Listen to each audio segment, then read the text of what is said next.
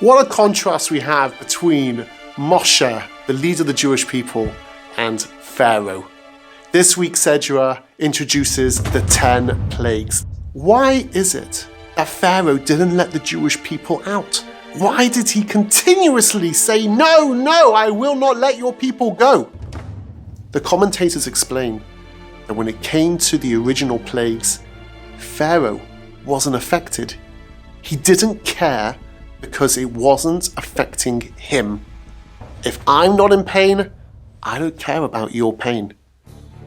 When it came to blood, all the Egyptians had nothing to drink. Everything turned to blood except one Egyptian, Pharaoh. The second plague of frogs, the Medrash explains that whilst all the Egyptians were suffering with the croaking and the biting of the frogs were here, frogs were there, but Pharaoh was locked in his room. There was only a tiny little slit where they'll put the food in and they'll close the door.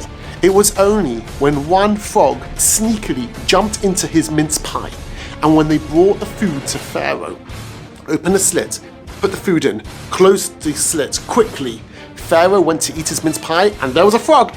There's a frog! He opened the door to run away from the frog, and then all the pile of frogs came in. Phew!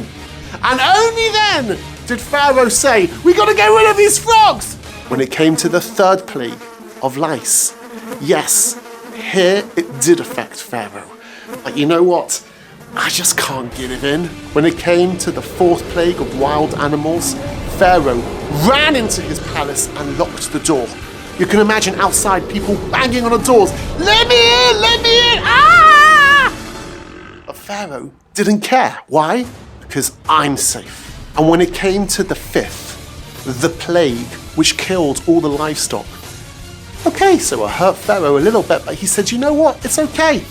I'm just going to buy some animals afterwards. I'll buy some sheep and cows from the Jews. I've got plenty of money. It was only from the boils. That's when, finally, Pharaoh was affected. But from then on, God hardened his heart. It was too late, and he'll go through all the rest. In contrast, look at Moshe. Moshe grew up in the palace. He had everything. There was nothing he was lacking. And yet, this was not good enough for him. He looked out and he saw that there were Jews suffering. He saw slaves and he said, I can't stand this. True, I'm living in comfort, but if they're in pain, I'm in pain too.